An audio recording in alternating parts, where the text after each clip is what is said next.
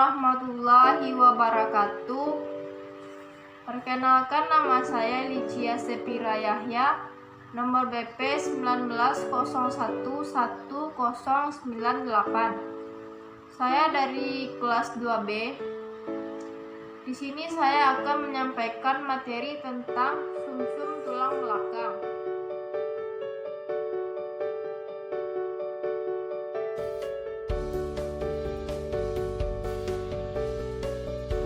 Sumsum tulang belakang ialah saraf pipi yang menjadi ekstensi dari sistem saraf inti dari otak dan meliputi serta dibentengi oleh tulang belakang.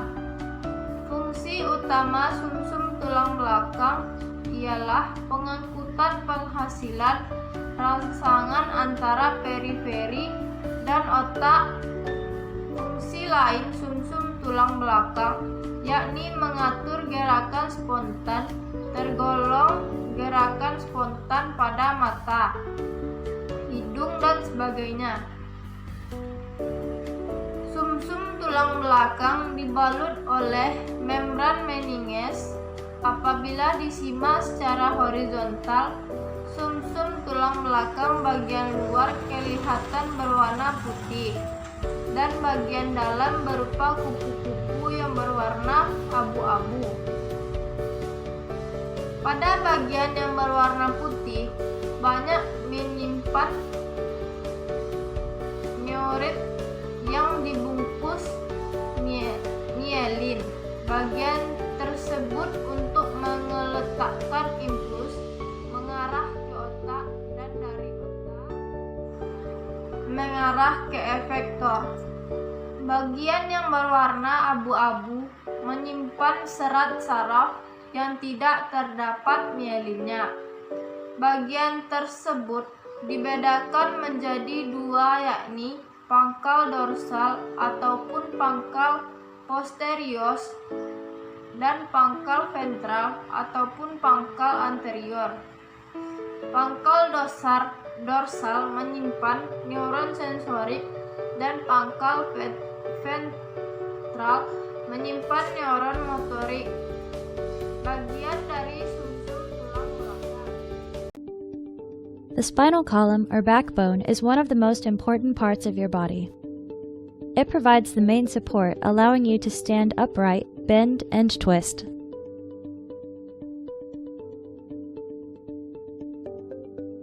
"33 individual bones interlock with each other to form the spinal column. The vertebrae are numbered and divided into regions. C1 through C7 cervical vertebrae form your neck, support your head and neck, and allow you to nod and shake your head. T1 through T12 thoracic, that's the 12 vertebrae that are joined by ribs to form your rib cage. L1 through L5 lumbar, your 5 sturdy lumbar vertebrae carry most of the weight of your upper body and provide a stable center of gravity when you move. 5 vertebrae of the sacrum and 4 of the coccyx are fused. It makes up the back wall of your pelvis. Between each of the movable vertebrae is located the intervertebral disc. Intervertebral discs consist of a thick outer layer with a crisscrossing fibrous structure, annulus, that surrounds the soft, gel-like center, the nucleus. Discs function like shock-absorbing springs. The annulus pulls the vertebral bodies together against the elastic resistance of the gel-filled nucleus. When you bend, the nucleus acts like a ball bearing, allowing the vertebral bodies to roll over the incompressible gel. Each disc works in concert with 2 facet joints, forming a spinal motion segment.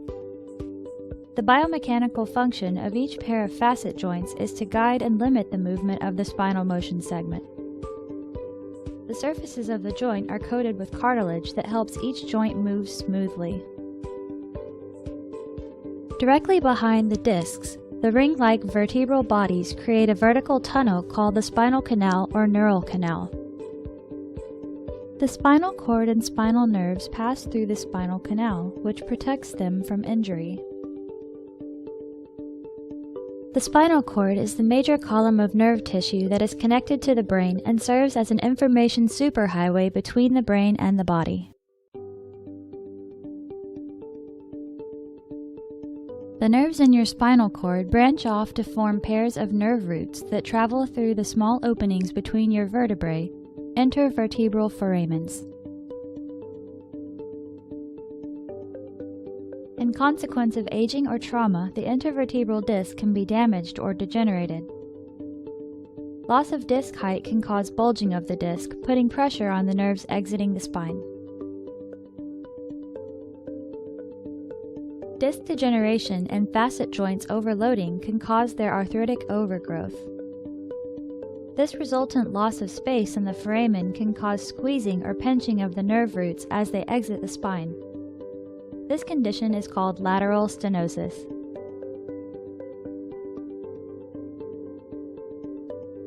Spondylolisthesis is a common lumbar spine problem when the disc is unstable and allows the upper vertebral body to slide forward.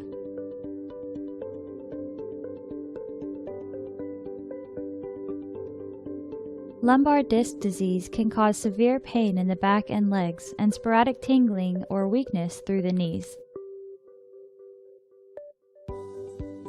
Disc disease's treatment is intended to re-establish the height of a disc and stop movement to alleviate pain. The PLIF is defined as posterior lumbar interbody fusion. This approach requires a 4 to 6 inch incision in the center of the back to access 1 or 2 levels.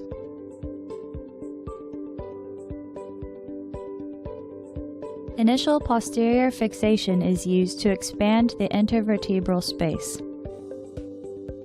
PLIF approach removes the spinous processes along with the lamina and facet joints. The spinal cord is retracted and the surgeon can access the disc.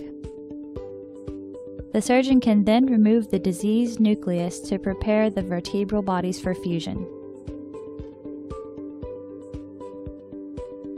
After the disc is prepared, a biocompatible polymer implant is filled with bone graft material and placed in the disc space.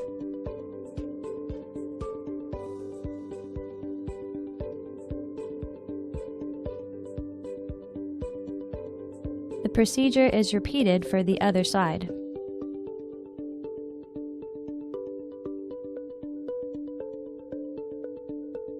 Additional bone graft may be placed around the implants to increase the surface area for fusion. This procedure is normally accompanied by a posterior fixation with pedicle screws. The implant maintains the spacing of the vertebrae while the fusion takes place. After the fusion, Medula spinalis atau sumsum tulang belakang ialah himpunan saraf berbentuk silinder yang berangkat dari otak bagian bawah. Kemudian medula spinalis atau sumsum tulang belakang ialah himpunan saraf berbentuk silinder yang berangkat dari otak bagian bawah kemudian membujur menelusuri saluran tulang belakang. Sumsum tulang belakang terbagi menjadi sebagian irisan.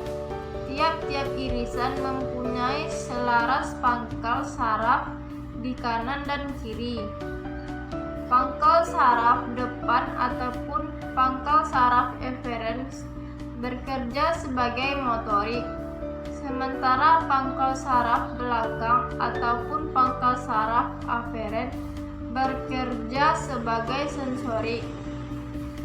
Irisan-irisan pada sumsum tulang belakang dikategorikan menjadi beberapa zona dengan barisan dari atas sampai ke bawah, yakni sebagai yang pertama leher terdiri atas 8 pangkal saraf. Yang kedua, dada terdiri atas 12 pangkal saraf. Yang Ketiga, perut terdiri atas 5 pangkal saraf. Keempat, pelvis terdiri atas 5 pangkal saraf. 5. Tulang ekor terdiri atas 1 pangkal saraf. Dari setiap lapisan zona tersebut, maka serat saraf akan meluas ke bagian tubuh dan sel-sel tertentu searah dengan lapisannya.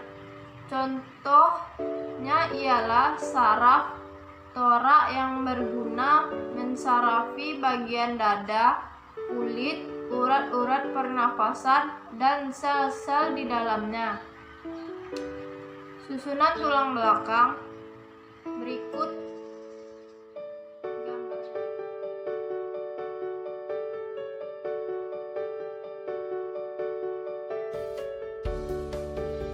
Pertama tadi, ruas tulang leher, vertebra cervix. Terdapat 7 ruas tulang leher dengan ruas pertama adalah tulang atlas. Tulang atlas berfungsi untuk menunjang tengkorak. Ruas kedua adalah tulang pemutar atau aksis. Adanya tulang atlas dan aksis memungkinkan kepala untuk berputar. Ruas ketiga sampai ruas ketujuh memiliki bentuk yang mirip dan tulang bersendian dengan tulang rusuk. Yang kedua, ruas tulang punggung, vertebra thorax. Tulang punggung berjumlah 12 ruas dengan bentuk yang hampir serupa. Tiap ruas tulang punggung memiliki badan tulang dengan tonjolan tulang ke kiri dan ke kanan sebagai tempat persendian dengan tulang-tulang rusuk ribs. Badan tulang ini berlekatan dengan lengkung vertebra yang melindungi sumsum tulang belakang. Di antara ruas tulang belakang terdapat tulang rawan yang disebut cartilago. Ketiga, ruas tulang pinggang, vertebra lumbar, berjumlah 5 ruas tulang.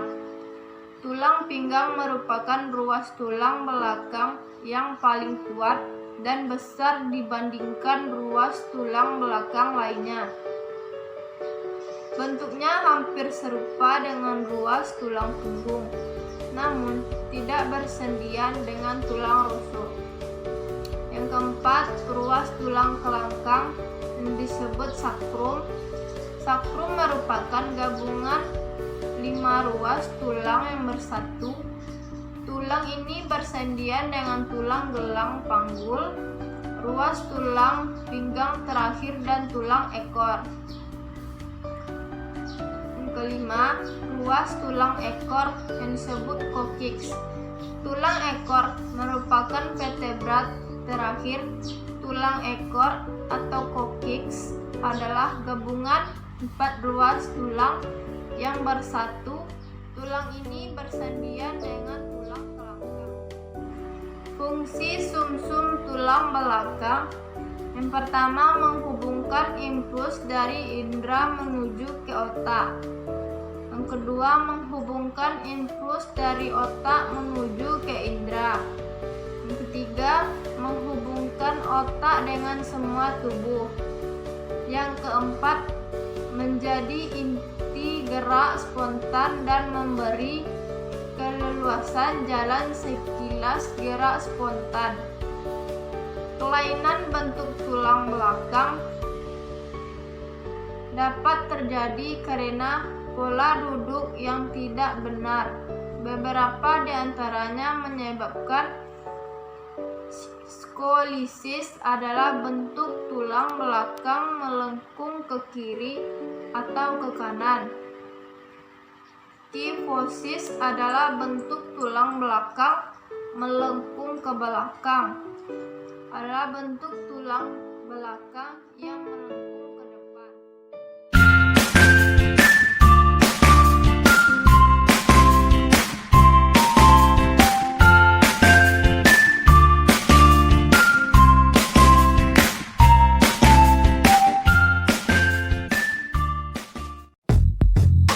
skoliosis, miringnya tulang penyangga tubuh manusia.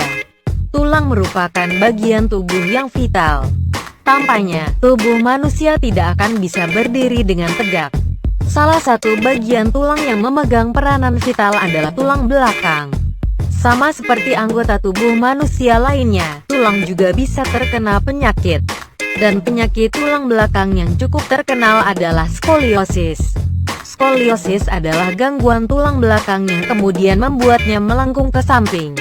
Kebanyakan kasus skoliosis menimpa anak-anak. Namun jika tidak ditangani secara seksama, maka skoliosis bisa membahayakan tubuh.